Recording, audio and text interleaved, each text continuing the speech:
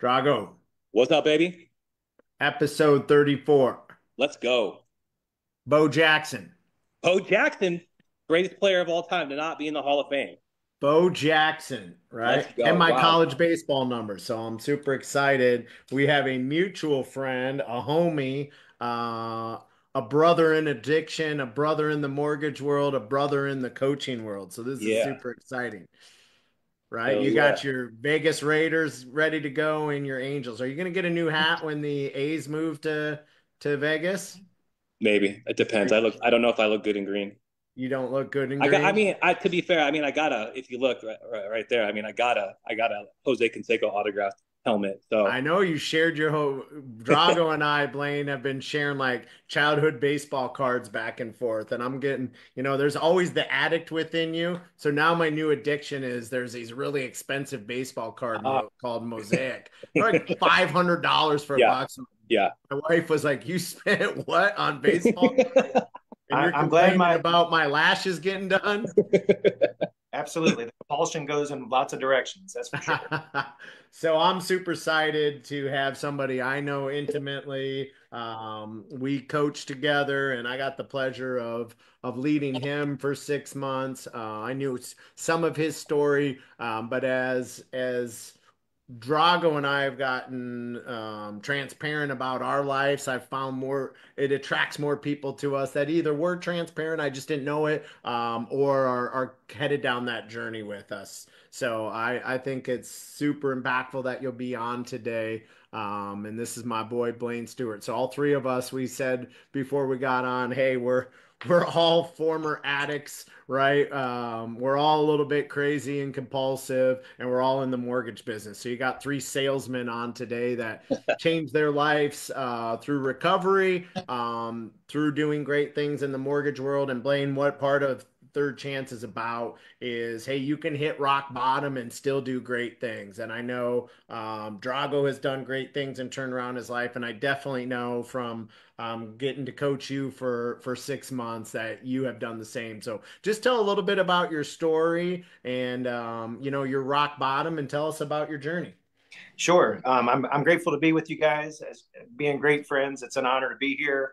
Yeah, bro. Um, Appreciate you yeah, coming my on. my story is not that much different than a lot of people who have addiction issues or underlying obsessive compulsive issues. Is like a young guy, I always felt kind of like really out of place. I felt super self conscious. Like even as a kid, I would go, "Hey, Dad," and I would repeat what I said. I don't know why, but I think it was just the energy at my household was very quiet. Like my mom smoked cigarettes, my dad was always drunk all the time.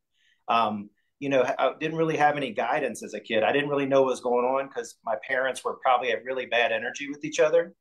But Mm. I was just picking it up as a kid. And Interesting. then I went to the most traumatic thing is when I left the safety of home, I had to get on a school bus. A school bus was like, you talk about traumatic, like going on a school bus, going from watching Days of Our Lives with my mom and having to go on a school bus with a bunch of kids. And my I never knew what school was about. So as soon as I got to into the school setting, I was like, it was starting that trauma that I didn't really understand as a young guy. I started really not understanding and wondering, like, why am I here with all these people, and why do people take naps at school, and why do teachers try to make me do this stuff I don't understand? And so yeah, just school was kind of traumatic for me. And now that I've been in recovery, because I my clean date is 5/7/6.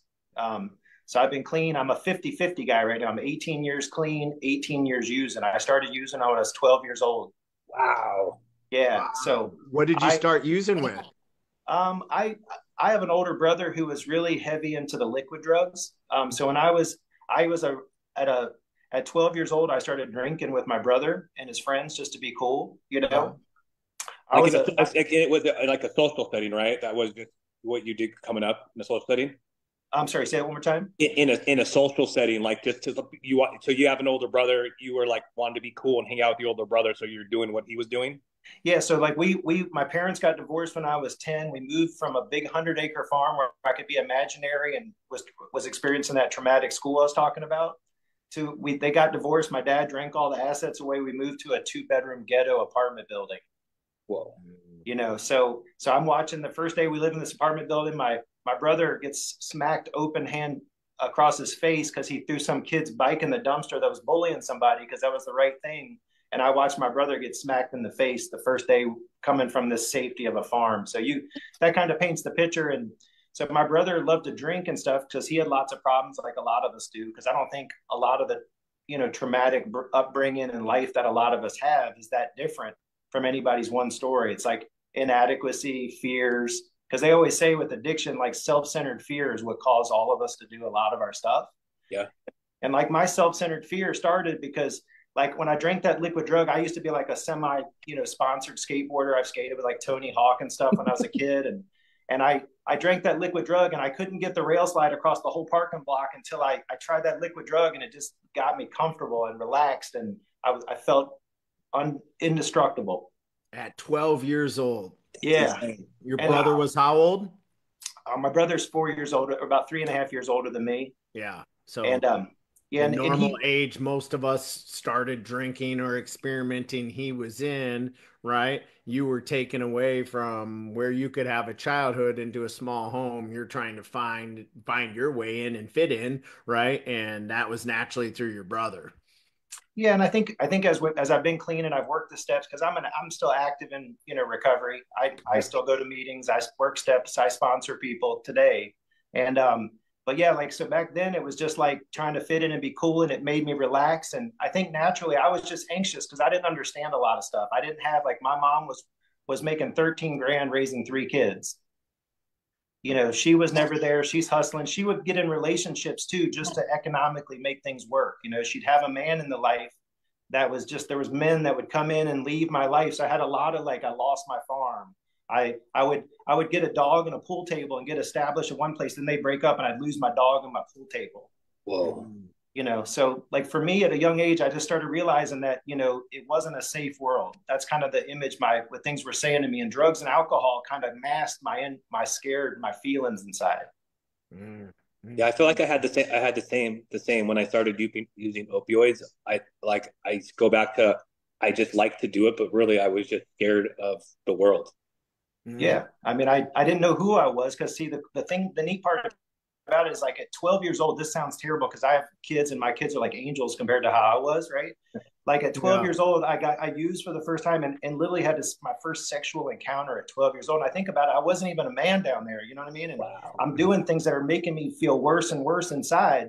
But now as I know like what addiction's about, I kind of do the opposite of what's good for me. Yeah. I'm kind of wired just to wreck the show. So this all started at 12. How did this evolve? How did other things come in? Like Sure. Talk a little bit maybe between like 12 and 18, what path this led you down. Absolutely. Well, I learned around 12. I was still a pretty good kid. I was just getting into the liquid drugs and some of the smokable things between probably 12 and 15. And I really had big inadequacies. I started like getting inadequacies about being poor and not having a father. That really is a lot of my story, is like I made a lot of identity about how I lied to other kids why my dad was never there. Okay.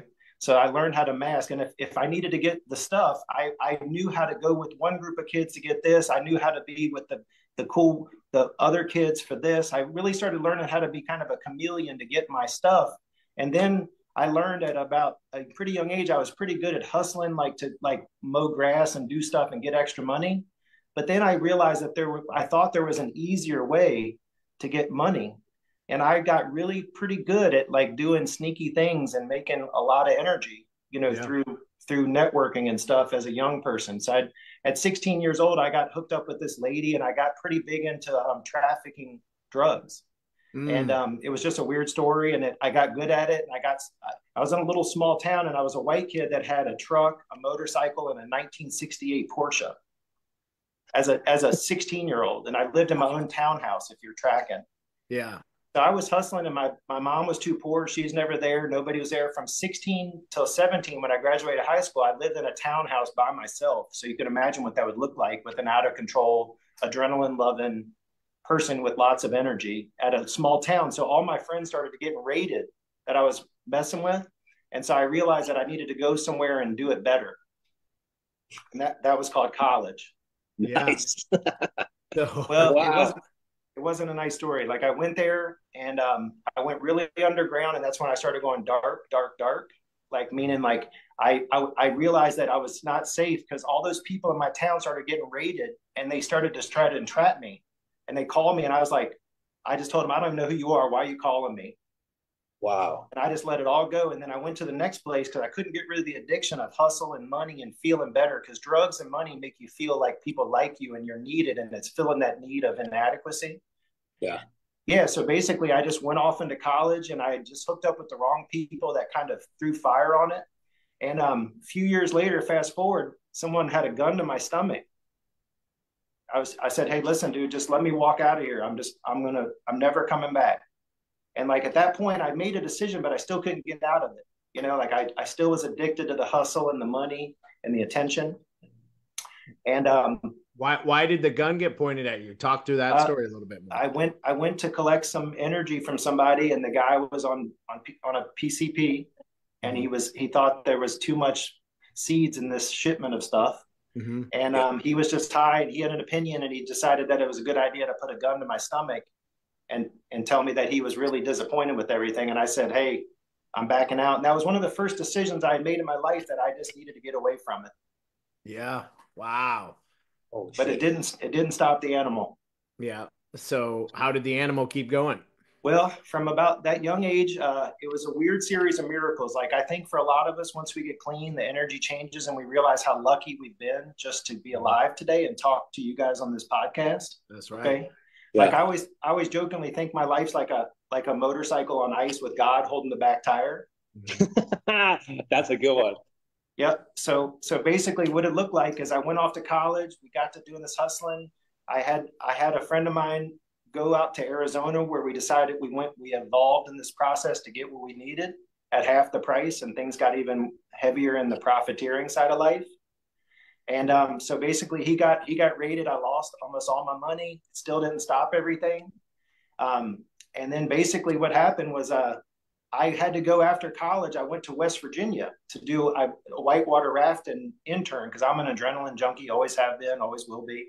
And I went there, and the people that I had hooked up with, because I had lost all my money and kind of lost my power, and I went off to West Virginia, all the people that I was doing that with ended up on the front page of the Washington Post. There was Mexican kingpin, my friends that I was in with, and then all of them went to prison for, some of them, like two of my best friends. One is dead from opioid overdose, and the other one is life in prison since he was 19. Those are my two best friends that I grew up with. Wow. Why was he in for life? What did he do? He got caught distributing crack cocaine when we were young, and then he got out and he did something violent against a family member and got life in prison. You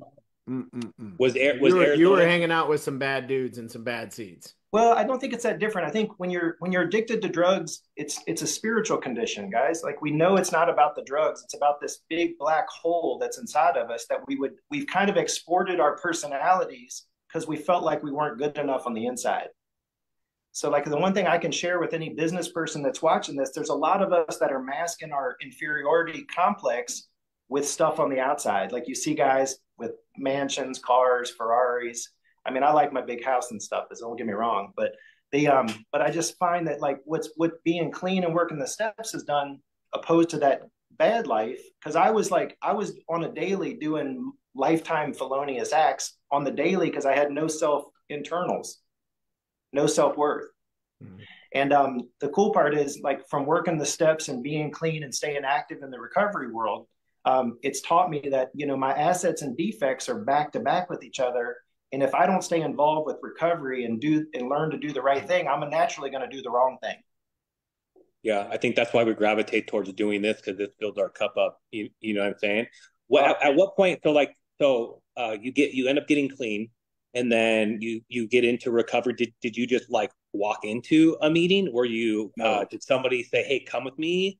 I love the way you put that. So I always admire people that come in and say, like, "Oh, I have a drug problem," and they poured hot tea on themselves and said, "Oh, maybe I should go to NA or AA." Yeah. Most people that I meet almost are like head-on tractor trailer wrecks. And my story was like this: at 25, at 24, I got pregnant. Life changed completely. I needed to become a father and stop trying to be bad, which it didn't work too good. I still got sneaky and bad in my story. But from 25 to 30, everything had stopped working, guys. The drugs didn't work. You know, I was empty inside. I had tons of stuff on the outside. I had like $2.5 million worth of rental properties at 25 years old. I had business on the outside to look good. I was 200 grand upside down. I was broke, you know? Yeah. And, but from 25 to 30, all the drugs and stuff had stopped working. The only thing that was left was anger. And it wasn't working. At 30 years old is when I got clean. I owned a mortgage company from the time I was 27. So I've been in the business dirty and clean. Okay. So basically what happened was at 30 years old, there was a party we had. And back then, if you worked at my company and you weren't using, you were fired. Like, because you know how when we're using, we want to be around people that are using. Like, yeah. Yeah. So then basically I had this event. Someone at the event kind of told me they had taken some money away from me because I used to take down a lot of buildings and stuff. I used to love to take down churches and barns and stuff for the wood. And basically this guy kind of told me right before I left that I was going to be kind of shorted about 40 grand because this building was worth some money. And like back then I was so weak and so empty, I didn't take it out on him. I got in my vehicle and went crazy ballistic on my wife, which was a common trend back then on me.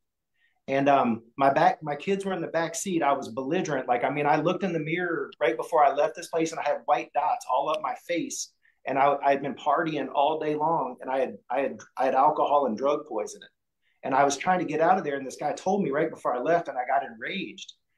I actually, and I don't mind saying this because I think anybody watching this, there's people that do crazy stuff and we don't talk about it. And like, I'll tell you, I got so enraged because I was out of control. We drove 45 minutes. I yelled in front of my kids. I pulled my wife out of a moving vehicle with my kids in the car so I could go party and get out of there. And that was the blessing that got me into recovery because I didn't, like some people might have choices. I had literally, for the first time in my life, got put in the system. I had a SWAT team of police that came chasing a grown 30-year-old man through the woods that had to come get me. And at 30 years old, up on top of a playground with rain coming down 100 degrees, and there's 10 cops around. They didn't find me. And that was the thing that blessed my life. Like when I made such terrible decisions, that's what gave me the chance to be with you guys today. Isn't that funny, Drago, how we talk about your rock bottom usually becomes your best moment? Like my attempted suicide and the debt I accumulated and the company I lost, like why it was horrible you're going through it. I just want to reaffirm what Blane just said. It is so true. You can bounce off that rock bottom and go do great things. I mean, I know Blane personally. I know how phenomenal his daughters are. I know how much of a loving wife he has and how great of a father is. So you can go from that. If you want to change and you want to work a program and you want to get help, you have to be willing to do it. No one can do it for you. And if you have a loved one that's going through something that I've gone through or Drago or what Blane's telling you, I'm here to tell you, you can't change them, right? You cannot change them. You think you can, but you can't. They won't change until they want to change, right? But for those that are watching and listening, if you want to change, the inspiration should still be, and I want you to hear this, is you can go from that story to having the life that I know Blane has, the house, the successful business, the wife, the amazing daughters that I know they are. Like you can have that turnaround. So talk a little bit about that turnaround, Blane. What has that been? Absolutely. So you started working a program, right? Yeah. So the miracle started happening pretty much almost right when I stopped using and got, kind of not, I don't think I really got honest right away, but I had things where I couldn't see my family. And so I was basically staying at a guy's house. What it was is he was going to the fellowship, the alcohol fellowship, and I was staying at his house. So he's like, why don't you come to this thing with me? And I went to these meetings and I really realized that there was more people out there that were like me, that I wasn't alone with my problems. Yeah. And so like when you're at meetings, for those who haven't maybe come to meetings yet, you'll notice that you'll say stuff like, yeah, I did these crazy things, and people are nodding like, yeah, me too. Because, there's really nothing that, when you have a spiritual devoid like I did, people are in danger when they're around me when I'm using. Like, because if you went across my path, it was dangerous for you, And from that bottom, I got at this guy's house. We got into meetings. I got into coaching. Just this guy was sending me all these things. I got into this other coaching thing, and I had to bail on a flip project. I had 40 grand upside down on a flip project I had on credit cards that I was going to do, but I had to keep my marriage together because I was so depressed I couldn't work or whatever. I had 25 grand in mortgages going out a month, and so I basically got into coaching. 6 months later, in this other coaching group, I had gone from like negative 40, paid it all back, and paid off like probably 50,000 more in debt. And I became kind of a poster child for this other coaching group called the Feeney & Company. And it really changed my life. I learned how to work by referral. I started getting some self-esteem. My wife started to say, hey, I'm going to give you a chance. If you keep your track here, I'm not going to move me and the girls to the West Coast. And so that really is where it started bouncing back. And I that first year I made from like my best year using, I made 113. I made $264,000 that first year because I had some positive energy and I had some structures, and I started, because I think a lot of us have an untamed mind. That's why we use drugs, because we were always like restless and irritable and discontent, and the disease keeps our mind moving. So like when I started getting focus and some structure, it was wild. I was like channeling in the thing that used to blow me out, Yeah, which is so interesting, because I feel the same way. Because like I'm like, when I'm in active addiction, I am a master manipulator. I'm figuring out how do I go get what I want, and who can I manipulate to get it. And then you learn, same with me. You learn how, oh man, I'm kind of good at this, and I can manipulate people to get what I want. Yep. Right. So like even coming into the fellowship or coming into coaching and having strong in people accountability that are doing what I want to do, I was like, oh, I'm just going to flip my mindset on being like super shady and trying to manipulate people to where I'll just use it into the positive. And it changed everything for me too. Yeah, they always say your assets and defects are back to back. And I realized that all the things I did to manipulate weren't always bad. And if I used them to serve other people, which was weird because like mine was like this weird river that kind of merged together, because I learned to be of service to others in recovery. And guess what? I work in a service industry. Yeah. And it went from like working, if you were clean and working at my company, you were fired, to all of a sudden I'm leading by example, showing people that not only is it okay to be clean and recover and go to recovery, but it's also cool to get therapy. And it's cool to, I mean, as my years in recovery, it's not just inside the room stuff, it's outside the room stuff too, which is kind of gave me a lot of like structure. Like, cause I used to just be like this, and now I'm like this. Yeah. And that's really the blessing. And I would say that, some of the things that Chad was saying about like the houses and the cars and the net worths and everything, the thing that all this gave me is peace. Like people always say, like, I'm the balance guy at my bank. They're always thinking I'm like the most nice, he's Mr. Balanced. No, what they don't know is that I have to keep myself in a tight lane of a structure. I need to go to 3 meetings a week. I need to do my step work, or nothing else works. I need to stay accountable to my boys and girls in recovery. And that's really where the big success for me has come. Like, I mean, I definitely, like you guys, have grown businesses that are just beyond my wildest dreams. I mean, I've gone from negative 200 to positive multiples and multiples of millions of dollars because I did the next right thing. But recovery fills your cup. Serving other people that have an uncurable brain disease, right, is what? They always say the broader the base, the higher the point of freedom. Like for me, the spiritual freedom of helping another addict or alcoholic is really what my purpose is. It's not to be gangster rich. It's not to be this big mortgage guy. It's to be the best version of me as I help someone else that might have suffered like I did. Because nothing about my young story was good. It was almost all dark and painful, and I felt lonely. Now I've got tons of friends like you guys and other people that inspire me and push me and make the greatness come out. And I feel like I can never learn and grow enough now with recovery in my court that I'll ever hit the top of what I can be. Yeah, I agree with you 100%. It's hard for me to believe that you were such an angry guy, because you're such a nice guy. You know what I'm saying? That's what they say. Almost everybody that knows me, if they had known me back then, it's wild. Like that's what recovery can offer to us. Only, like Chad was saying, when we become willing to give it a shot. That's really the big difference. Is like they always say, like balance guy and stuff. They don't know that I used to be just an off the chain wild felt terrible about myself. And most people are like, Mr. Positive Balance Guy. It's because recovery is, I'm practicing it in my life.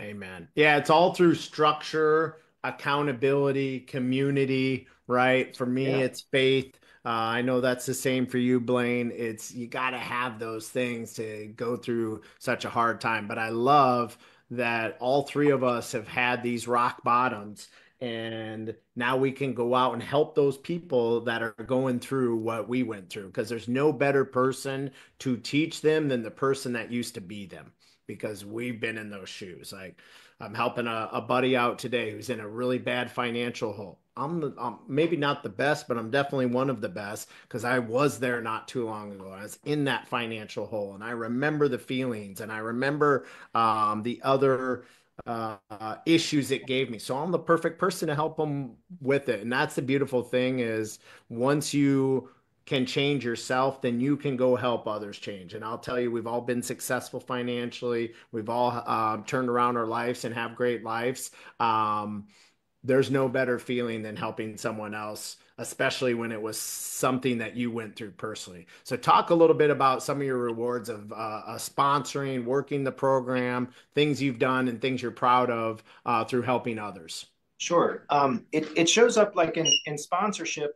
I think it's just, I currently sponsor 4 people right now, and I'd say 2 of them are active. Like, I think the one of like, because you'll find as you sponsor people, there's probably a few that just kind of never get really that willing. And Yeah. sadly, they go away, you know. But there's one of them right now that he's on fire. He's working the steps like crazy. He's surrendered. He's going to the meetings. He's making the calls, and he's got so much lighthearted freedom, guys. Like that's the best reward I've gotten out of recovery. Is I used to when I was young, I used to feel like people were pushing me from the back. Like I always felt like I had to go do something. That was my disease feeling about the world. Like my dad's bad, my mom's this, the school's this, the government's that. And now I have these moments where it's just like calm, loving freedom. And then when I sponsor people, they're reminding me of where I was or where I'm going. And when I see somebody that lights it up like that, it's just nothing better, like you're saying, Chad, to where your heart and your spirit just feels so good because we remember those feelings of like laying in bed and feeling like we were never going to get out of that rat race. The rat race isn't the money race. I'm talking about like being stuck in active addiction where you don't see any way out of it. I love that. One of my guys who works for me, when he first came to me, this is a decade ago guy, and a lot of the people in my operation are taught underdog type people. We have kind of an underdog culture. We bring people in and they'll have some potential and we just light them up, and that's from recovery, Yeah. And one of my guys, he when he first worked with us 10 years ago, his car was getting repossessed. He had taken like a payday loan to get a car just to get the opportunity. He made a bad choice, used his car was getting repoed. 10 years later, about maybe a month ago, he goes, "Hey man," he's took me to the side and he goes, "Hey, I just want to thank you. I'm a millionaire." Let's go.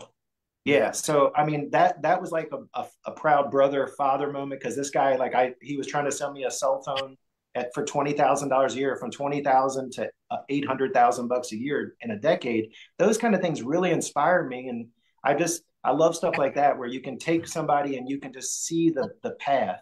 Yeah. That's really rewarding to me. Yeah. It's not just the three of us, for those listening, it's people that want to recover. Part of my pain was I didn't think it was possible to get out of the debt. I thought this was my end. I tied so much of my self-worth and my value into how much money I made and how many loans I did and the status of my company, right? And it was empty. But you can go through those things and still turn it around and have a great life. You can hit that rock bottom and it just strengthens you if you can get through it. Truly, Well, what doesn't hey, kill you makes you stronger, and I think Blane's living proof of that. well, one last thing I'll say on that, Chad, is it's funny because I still to this day, like everybody here, I really appreciate. I mean, clean is the center of all my opportunity. Like everything upside for me is because I went through those bad problems and I did the work. But like some of us are still in coaching and stuff. Like a lot of those high pressure comparison type things can really be a hot button for our diseases, because comparison is not good for the disease of addiction. I tell you one thing, Chad, and I know you went through the pressure cooker and have been a coach for a long time. The last few years of my recovery, with coaching, I literally have been able to do the work and not really compare myself that much to the results. And that's a big deal for me because I used to be empty and all I wanted was the dragons and the to say I was hotshot. And it's really been a big milestone accomplished for me to be kind of like just showing up as Blane, who kind of knows who he is, where he wants to be in the mortgage industry. And that's 100% of the spiritual journey and recovery, not the mortgage business. Yeah. Wow, that's beautiful. So funny. We just got off a call. Jay Fletch, who's one of my business partners and someone you would all know, he's asking us what our word for next year is. And mine is elevate, right? And it's because my theme is to celebrate others before I celebrate myself. That Yeah. is what I'm obsessed about next year is cheering louder for other people than I cheer for myself, right? And it's hard sometimes, right? But it's all transitions that we're going through. Man, you just I knew some of this story from being your Mhm. friend, but I didn't know this level. And it is so true. Like Yeah, dude, this is wild. This is totally wild. I wasn't expecting that. Yeah. seeing, I got to be honest, I'm like, when Drago was like, let's have Blane on, I was like, I don't really know what he's going to talk about. You know, Blane's my boy, but Yeah, where's the deep, dark secrets? He's like, he's got them. He'll share. And I don't even absolutely. think he knew, but you've blown me away that you are who you are now and your personality. And I know how talented and beautiful and amazing your daughters are. And I know how much your wife means to you and the marriage you guys have had. And I know how successful you've been in business. It's just what a tremendous story from where you started. So I think it's inspiring to everyone listening. Any final thoughts, Blane? Yeah, I would say for anybody out there who might see this, who number one, just keep leaning in to get more honest because the disease of addiction or alcoholism doesn't want us to say what our problems are. And a lot of us, even though we might get clean, we might go home and still be holding on to things that we're scared to let go of. I mean, if you get a chance to start getting honest, man, just really work on peeling the onion back because there's such a piece available to us. And I think our egos can really get in the way of it. So I just really just advise anybody because business is laid with egos, millionaires, and all that stuff. Listen, the freedom in our spirit is where it's at, and when you feel lighthearted, man, life is sweet. Yeah, you know what they say in recovery. Your ego is not your amigo, right? That's right. Yeah. Oh, dude. Hey, So I'm, thank I'm you. glad I'm glad you two are my amigos. Why? Hey, I appreciate you coming on, bro. I Thank you. just want to say thank you for the time. I was not expecting that wild story. That's so awesome. Like a dude that's always angry. Like what? How's that even possible? But hey, to anybody that's out there listening, we do this because this fills up our cup. We're not doing this to try to get famous. We're doing this to help others and be of service to others. So if you're thinking about possibly getting into recovery, you want somebody to talk to, I say it every podcast. I would much rather take a phone call from you at 3 o'clock in the morning than have to go to your funeral. We are here. Both me and Chad put our personal mobile phones in the chat. We are literally always available. If you're watching this and share, we want to get this out to the masses because I think the more that we get this out, the more people we can help.